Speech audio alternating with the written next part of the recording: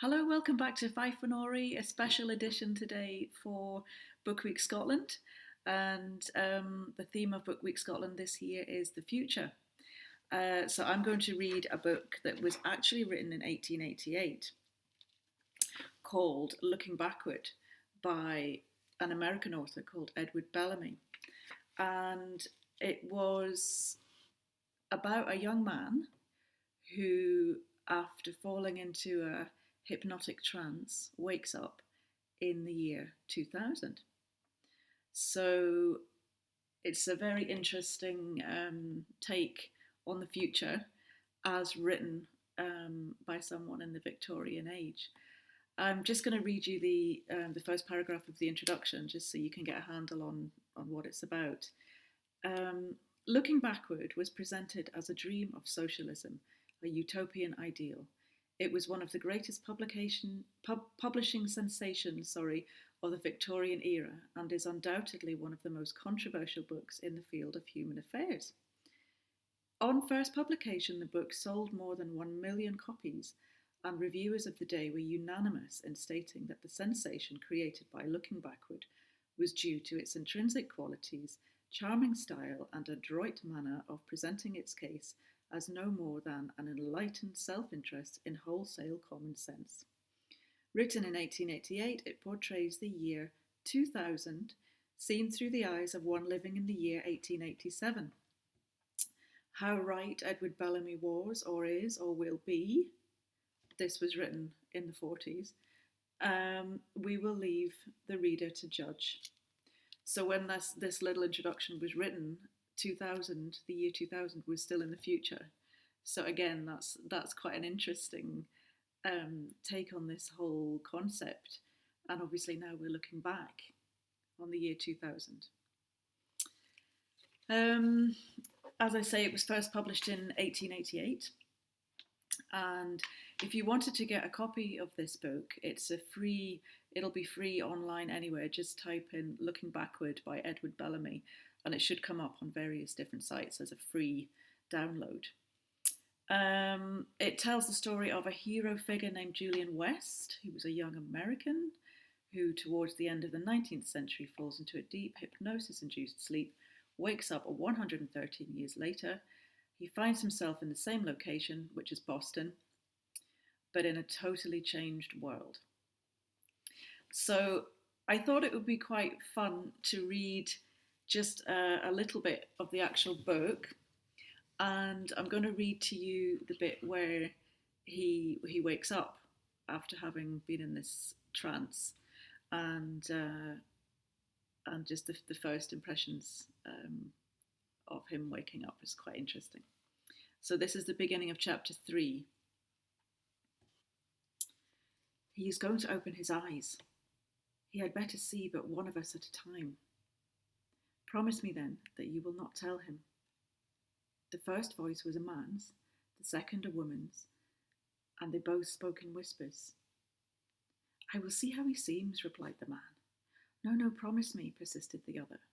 Let her have her way, whispered a third voice, also a woman. Well, well, I promise then, answered the man. Quick, go, he is coming out of it. There was a rustle of garments, and I opened my eyes.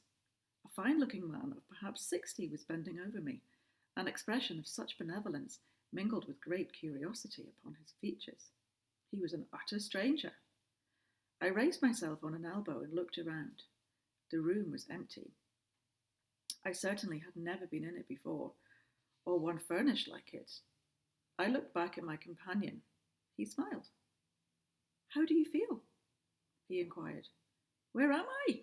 I demanded. You're in my house, was the reply. How came I here? We will talk about that when you are stronger. Meanwhile, I beg you will feel no anxiety. You are among friends and in good hands. How do you feel? A bit queerly, I replied. But I am well, I suppose. Will you tell me how I came to be indebted to your hospitality? What has happened to me? How came I here? It was in my own house that I went to sleep. There will be time enough for explanations later, my unknown host replied, with a reassuring smile. It would be better to avoid agitating talk until you are a little more yourself. Will you oblige me by taking a couple of swallows of this mixture? It will do you good. I am a physician. I repelled the glass with my hand and sat up on the couch, although with an effort, for my head was strangely light. I insist upon knowing at once where I am and what you have been doing with me, I said. My dear sir, responded my companion, let me beg that you will not agitate yourself. I would rather you did not insist on explanations so soon, but if you do, I will try to satisfy you, provided with you will take the first draught, which will strengthen you somewhat. I thereupon drank what he offered me. Then he said, it is no simple a matter, as you evidently suppose to tell, how you came here in the first place. You can tell me quite as much as I can tell you. You have just been roused from a deep sleep, or, more properly, a trance. So much I can tell you. You say you were in your own house when you fell into that sleep. May I ask you when that was? When? I replied. When? Why, last evening, of course, at about 10 o'clock. I left my man Sawyer orders to call me at 9 o'clock. What has become of Sawyer? I can't precisely tell you that, replied my companion, regarding me with a curious expression, but I am sure that he is excusable for not being here. And now, can you tell me a little more explicitly when it was that you fell into that sleep? The date, I mean. Why, last night, of course. I said so, didn't I? That is, unless I have overslept an entire day. Great heavens, that cannot be possible. And yet I have an odd sensation of having slept for a long time. It was Decoration Day that I went to sleep. Decoration Day? Yes, Monday the 30th. Pardon me, the 30th of what? Why, of this month, of course, unless I have slept into June, but that can't be. This month is September. September?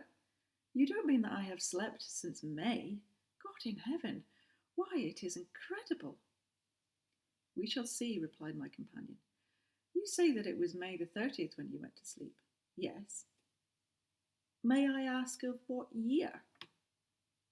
I stared blankly at him, incapable of speech, for some moments. Of what year? I feebly echoed at last. Yes, of what year, if you please? After you have told me, I shall be able to tell you how long you have slept. It was the year 1887, I said.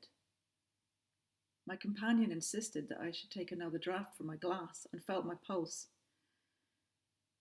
My dear sir, he said, your manner indicates that you are a man of culture, which I am aware was by no means the matter of course in your day, as it now is.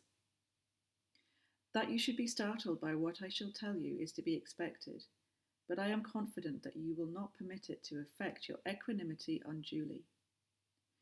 Your appearance is that of a young man of barely 30, and your bodily condition seems not greatly different from that of one just roused from a somewhat too long and profound sleep. Yet this is the 10th day of September in the year 2000, and you have slept exactly 113 years, 3 months, and 11 days. Feeling partially dazed, I drank a cup of some sort of broth at my companion's suggestion, and immediately afterwards, becoming very drowsy, went off into a deep sleep. So our hero goes back to sleep, and then he wakes up again a bit later, and he starts to digest where he is and what's happened to him. It goes on like this, and it's quite an interesting book, and in it there are lots of things that have now happened. There are shops and credit cards and what seems to be the internet.